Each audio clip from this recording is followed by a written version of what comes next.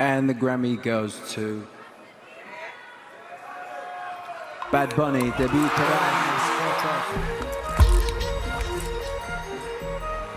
Es la primera vez que una obra en español se lleva el Grammy a Mejor Álbum del Año. Y más allá de un triunfo personal, este momento es una revolución dentro de la industria musical. Bad Bunny acaba de romper un techo de cristal. A todos los latinos en el mundo entero y todos los artistas que estuvieron antes y que merecieron estar en esta tarima recogiendo este premio, muchas gracias. Benito está llevando la música latina a lo más alto en un momento crítico. We're not savage, we're not animals, we're not aliens, we are humans and we are Americans. Bad Bunny, who turned his Grammys acceptance speech on Sunday into a political statement. Chances of Bad Bunny turning what's supposed to be a fun and entertaining show into a liberal tears spectacle are high. Can we just agree that some things are meant to be American and in English? De su larga lucha por ser reconocida, a los artistas que hoy están reinventando sus códigos, hoy te contamos cómo la música latina ha pasado de ser marginada a conquistar el mundo.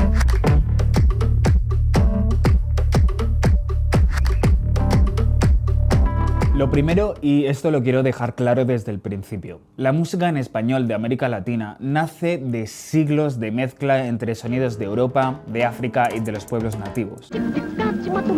Y a partir del siglo XX, en Estados Unidos, donde surge la industria musical moderna, ya conviven una enorme cantidad de géneros latinoamericanos que se suelen vender al público de manera simplista, como exóticos y poco más. Tiene mucha gracia, ¿eh?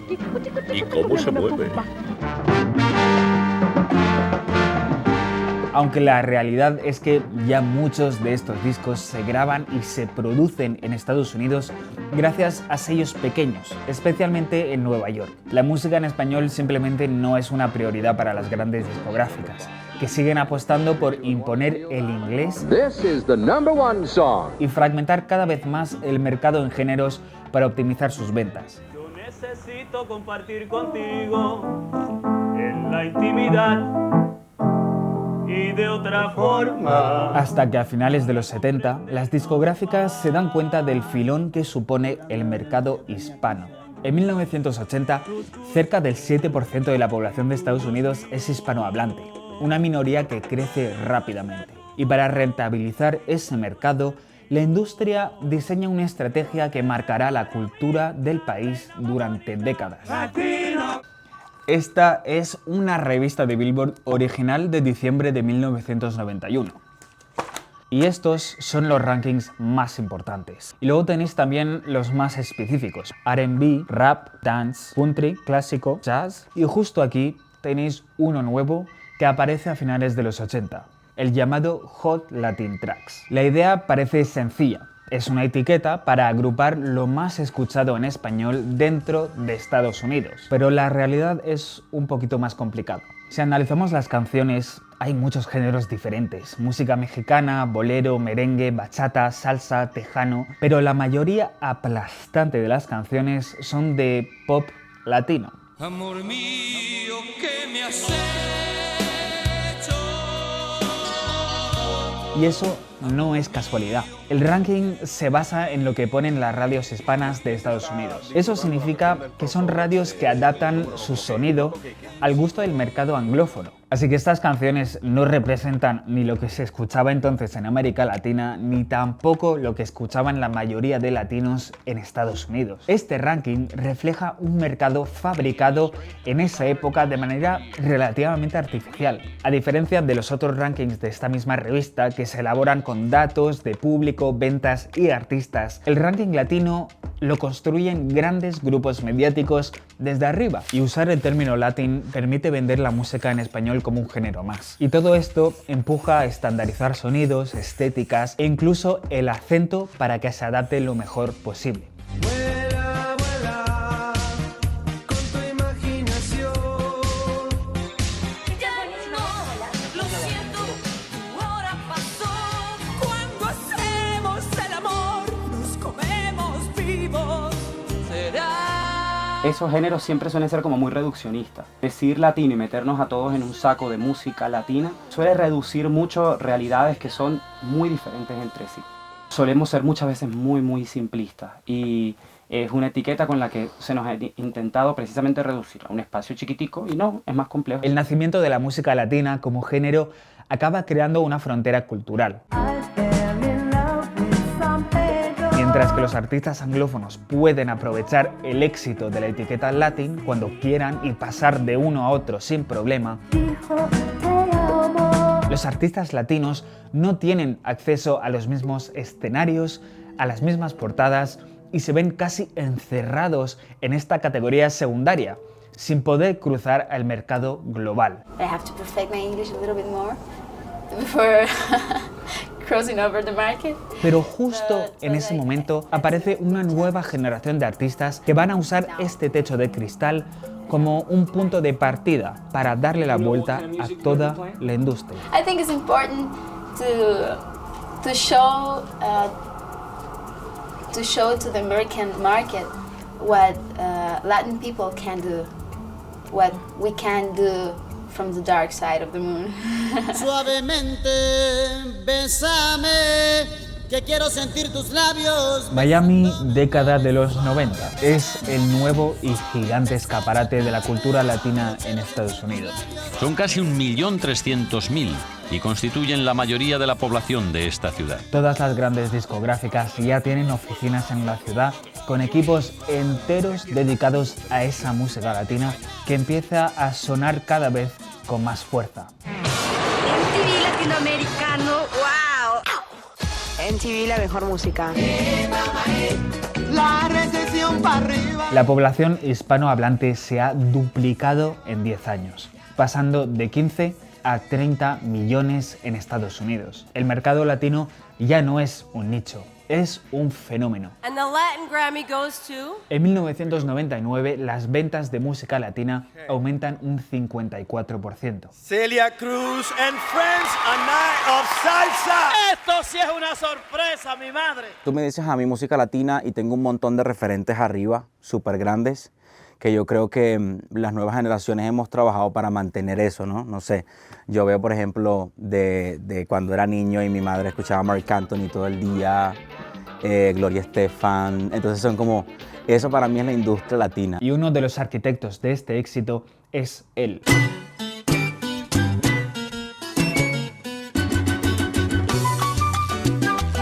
Yo soy caribeño, con rumba, con timbales, con mucho ritmo. Y siempre lo pude integrar en lo que fueron mis producciones. Emilio Estefan, marido de Gloria Estefan y uno de los productores más importantes de la época. Yo iba solamente con el sencillo mío a Sony y no tenía suficientemente dinero para un hotel. Entonces me sentaba en el lobby para que el señor de promoción me viera. Hasta un día que por buena suerte pude reunirme con él y me dijo que era imposible, que yo no iba a poner dinero en un sonido tan latino y que había que cambiarse el nombre o sino que volviera a mi país. Y lo miré y le dije, te guste o no te guste, esta va a ser la nueva cara de Estados Unidos. No se preocupe, yo lo voy a hacer solo. 11 años después, yo era el presidente de Sony. Desde los Crescent Moon Studios de Miami, tiene un objetivo muy claro: llevar la música latina al mainstream. En esos años nace una fórmula que los expertos de hoy llaman el Miami Sound. Básicamente consiste en una estructura típica de música pop anglófona, con sonidos, toques y timbres latinos, una producción ultra pulida, un poco de Spanglish y listo. Con esto pareciera que los artistas latinos han entrado a lo grande en la cultura pop mundial, pero detrás del boom latino empiezan a surgir críticas que cuestionan su autenticidad. Bueno, sí, esta canción fue escrita inicialmente en castellano y luego le hicimos una versión al inglés. Algunas investigadoras señalan que este éxito no es tan espontáneo como parece. Es el resultado de una estrategia de marketing que buscaba vender la música latina como algo nuevo. Y la cultura latina termina descontextualizada de sus orígenes para ser transformada en productos comerciales adaptados a las demandas de un público masivo, despojada de sus significados. Advierten de que, aunque en cierta manera los Latin Grammys representan un progreso, también corren el riesgo de perpetuar la segregación entre la música latina y la industria mainstream. Al final, este boom abre un espacio a los artistas latinos solo en la medida en que no alteran los códigos dominantes. Y de hecho, si vemos las canciones que funcionan en esa época, son esencialmente canciones de pop. Y encima los artistas todavía tienen que cantar en inglés.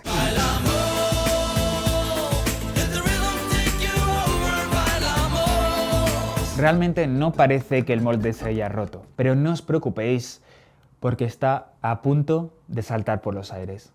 Ahora vamos a hablar de un sonido que procede, que procede de Puerto Rico y Panamá y que a casi nadie deja indiferente. Letras provocativas, bailes sensuales y mucha adrenalina inundan las discotecas españolas. Dicen que será el boom del verano. Ella le gusta la gasolina, dame más gasolina. Yo recuerdo que el primer tema de reggaetón que me enamoró fue uno de Daddy Yankee, el de Rompe.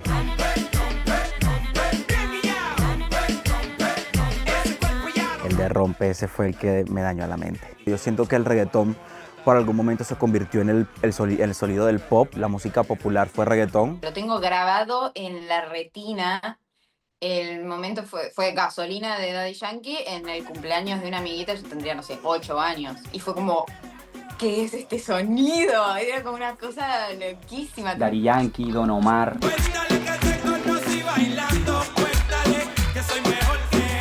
Había mucho reggaetón y reggaetón muy bueno, Nova York y De La Ghetto, Arcángel. En realidad esa es la época de oro, el reggaetón. O sea, esa es la época con la que muchos de nosotros aprendimos a bailar, a perrear. Un ritmo al que le acompaña este baile tan sensual. La llegada del reggaetón marca un antes y un después. Por primera vez, un género en español irrumpe en el mainstream global sin adaptarse al molde anglosajón. No se traduce, no pide permiso, no se suaviza. El reggaetón es radicalmente latino y funciona. Por primera vez la música latina no se corrige, se impone.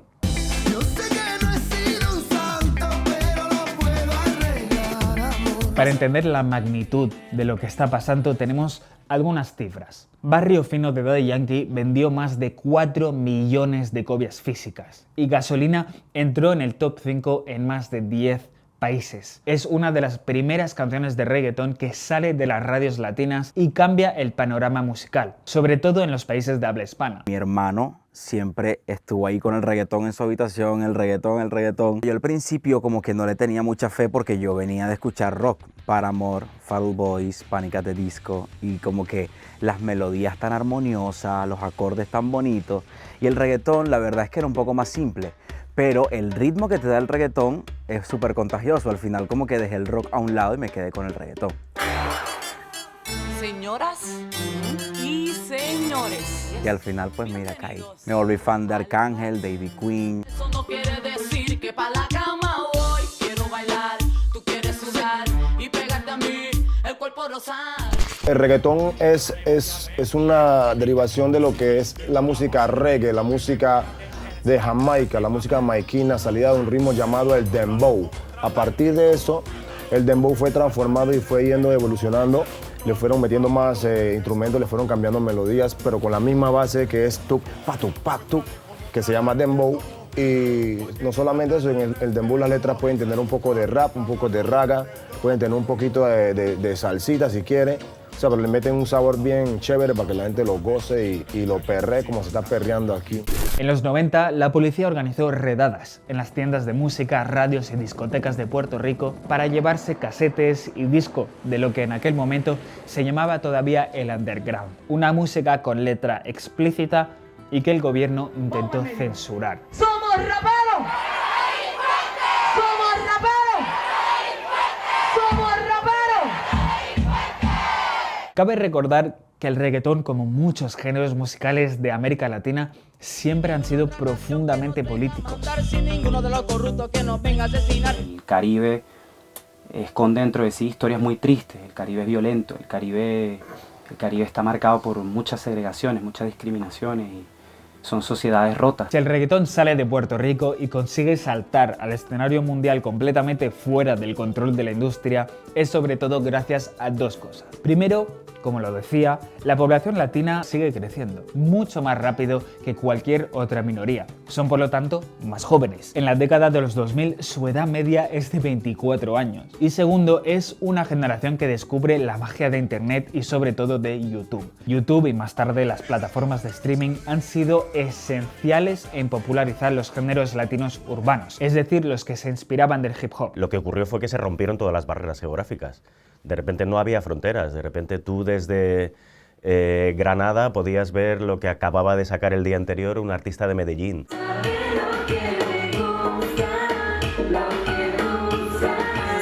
igual no tenía un contrato ni siquiera con una discográfica. Entonces eso, unido por ejemplo al auge de las redes sociales, hizo que se acelerara todo este proceso y que explotara, pues, hace 10 años. Para mí las redes fueron todo, absolutamente todo, y para muchos otros artistas. Yo soy 100% creada en mi habitación, con mi celular y mi guitarra, mi ukelele en un momento también, y le debo todo a las redes en ese sentido, porque yo siempre cuento la misma historia, que es que cuando yo crecía yo quería dedicarme a la música y no sabía cómo iba a ser, porque sí o sí tenías que conocer a alguien que te haga un contacto o salir en un programa de tele, porque no había otra forma. Todo este ecosistema musical que se crea durante más de una década lleva a la música latina a nuevas alturas. Despacito, quiero respirar tu cuello despacito. Despacito creo que es de 2017, fue un antes y un después, ¿no? Fue la primera vez que una canción cantada en español en el número 1 global de Spotify, y a partir de entonces pues empezaron a pasar cosas impensables. Es mala amante la fama y no va a quererte de verdad.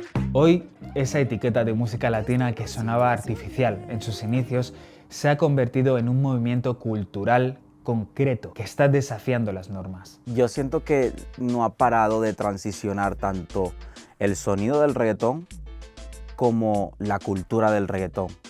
Por ejemplo, cuando recién salió todo el boom del reggaetón, que yo era un baby, recuerdo que yo veía que era todo muy masculino, muy macho, puros tipos cantando, y las mujeres no tenían oportunidad de hacer nada en ese momento. Y una de las que dio el golpe en la mesa fue Ivy Queen.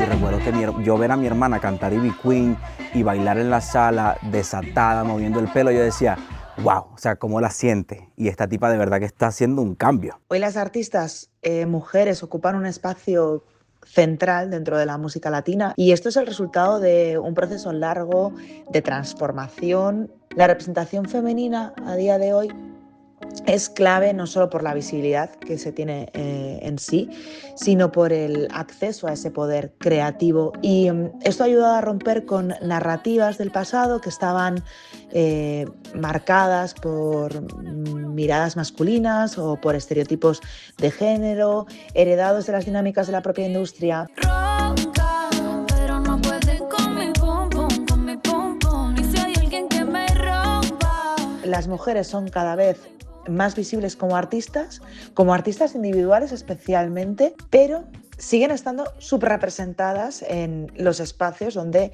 se definen qué proyectos van adelante, qué proyectos tienen inversión, cuáles tienen promoción, qué legitimidad tienen. También la crítica es importante y persisten esas desigualdades también. Esto es muy importante a nivel salarial, a nivel de exigencia de resultados, exigencia estética, la exposición al escrutinio, el juicio por parte de los fans. Rata inmunda, animal rastrero. La verdad es insoportable, y es algo que está muy en el inconsciente de la gente en general, y tanto que muchas veces ni se lo replantean y ni se dan cuenta. Para empezar, hay una vara que es totalmente diferente para las mujeres que para los varones. En general siempre tenemos la presión de ser lindas, ser flacas, ser jóvenes, como todo, estar siempre perfectas, que es una presión que a los varones no se les pone, o por lo menos no de la misma manera. Después, exigir que bailemos, incluso aunque quizás no sea ese tipo de artista, una siempre tiene que bailar, tiene que ser una popstar, tiene que tener cambios de vestuario, tiene que tener un show espectacular con pantallas, con luces, con todo, tiene que cantar siempre perfecto, tiene que cuidar muchísimo también todo lo que dice, y sobre todo una cosa de compararnos entre nosotras constantemente y hacernos competir cuando capaz nosotras somos amigas o ni siquiera, o ni nos conocemos, o cada uno está en su propio camino.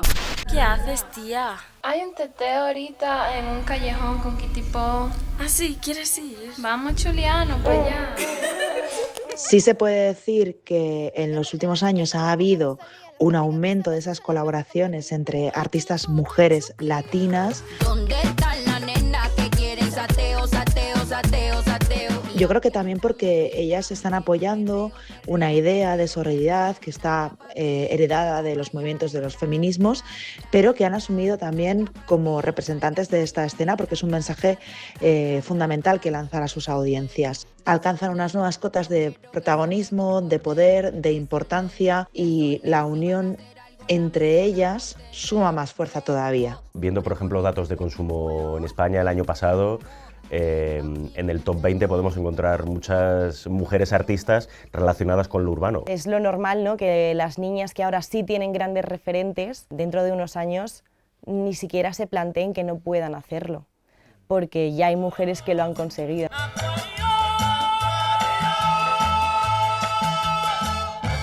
A lo mejor Shakira tenía de referente a Celia Cruz, pero probablemente Celia Cruz no tenía mucho más, ¿no? Ahora sí, entonces cuando una persona tiene referentes, creo que sí puede empezar a construir. Que si tengo flow cabrón, que si meto la presión, si tú no puedes conmigo, mala mía. Que si vengo pesadita, que si ya tengo tetita, si me tires con tu gato, mala mía. Con respecto a historias, pues los últimos años hay artistas que yo sigo, como Villano Antillano, Joe Mico, que han hecho un movimiento muy bonito y que también me han inspirado, ¿sabes?, a hacer mi música y a atreverme a contar lo que yo siento, lo que yo veo y cómo yo vivo. Intento que mi música vaya acorde a mi propia experiencia. Y yo creo que no lo hago solamente por el género, porque creo que, por ejemplo, en el género estaba Kevin Fred, que era un artista súper abierto. Me visto, me maquillo y lo confundí. Por más que me quieran odiar, es que soy así. Fue el primer artista gay del reggaetón y él tenía bastante feminidad espectacular y rompió con esa feminidad. Viéndolo desde mi mundo y desde mi punto de vista, yo tengo la libre elección de decir, ok, en este videoclip voy a llevar un poco de pluma y en el próximo no llevo tanta pluma y hacer esto, ¿no? Pero a mí algo que me gusta mucho es la masculinidad en todos los sentidos. Nene, yo sé dónde estás, que te tengo seteado y aparezco la poli. Yo creo que nosotros tenemos el trabajo de mostrarle al mundo lo que está, lo que está presente, lo que existe, una forma de amar diferente y que el mundo la conozca. Porque si no lo hacemos, yo creo que hay otras cosas que nos van quitando derechos y quitando derechos y quitando derechos y vamos a terminar fatal. Y hoy, más que romper barreras, muchos artistas están explorando nuevos sonidos, aprovechando el mosaico cultural que es América Latina. Me está volviendo loca, jugas con mi cabeza. Está habiendo como una transición súper interesante, están como mezclando muchos sonidos, cosas más experimentales. Me conozco tus trucos para tenerme enganchada. La verdad es loco porque es como si todos nos hubiéramos puesto de acuerdo, y siento que lo que pasó fue que cada artista en su propio proceso terminó medio llegando a la misma conclusión con la música de cada uno de su propio país y su propia región. Pero tengo esta situación que está pasando. Y yo creo que era algo inevitable porque había como una homogeneidad de todo, ¿viste? Todo era reggaetón en un momento, y es espectacular. A mí me encanta el reggaetón, pero realmente había llegado a un punto en el que todo sonaba igual. Ay, sácame esta maldición, por favor. Y de hecho yo soy culpable también. Yo en algún momento también me como neutralicé en mi forma de pronunciar. De pronto yo decía yo en lugar de yo. Cuando dijiste que te ibas, no lloré. Inevitablemente los artistas terminamos como recurriendo al pasado, volviendo a la raíz, volviendo a las bases y a lo que nos hace únicos a cada uno con su propia cultura, y me parece genial. Mucho me tiene que pasar para poderme olvidar de todos los besos que no nos dimos. Hay una reivindicación de que la raíz sea la vanguardia. Se ha ido como haciendo una nueva era de lo que antes eran los géneros antiguos, que tienen ese folclore, esa raíz, y se han ido, digamos, como que actualizando, pero haciendo mucho respeto a lo que era el origen. La vieron en Petare, Cementerio, Sabana Grande, Bonabel y City Market, Cordones Invisible, una vaina New Wave. Y en My Couch llegaron la Cool Grey. Hemos visto en Debí Tirar Más Fotos, donde Bad Bunny saca géneros afro puertorriqueños como la bomba, la plena, saca de repente también salsa, y todo se vuelve mainstream. Los artistas hablan de raíces, de géneros muy específicos propios a ciertas regiones, ciertas islas, pero al mismo tiempo la música latina nunca ha sido tan global. Hubo un momento que cristalizó, que fue en 2022, creo que fue en agosto o algo así, que fue un momento particularmente álgido de la música latina. En una semana de agosto, del top 10 global de todo el mundo, 7 eran canciones en español.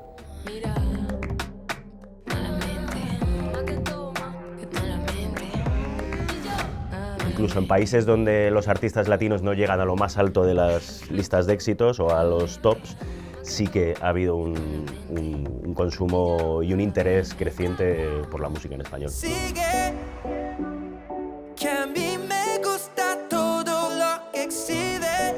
Hemos visto un cambio de dinámica en los últimos años y parece que son los artistas anglosajones los que quieren acercarse a los latinos, ¿no?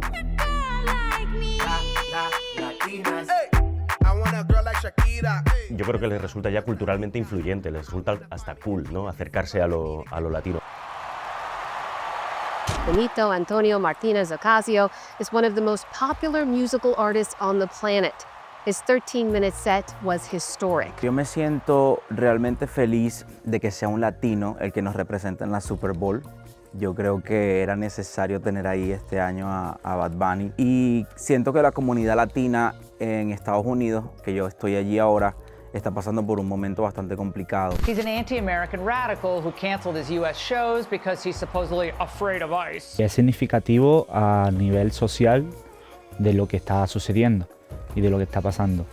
La migración ahí tiene un punto importante y si es verdad, genera mucho debate, genera mucha incomodidad y genera mucho rechazo que esté ahí, que esté en el podio, que sea el artista número 1 global.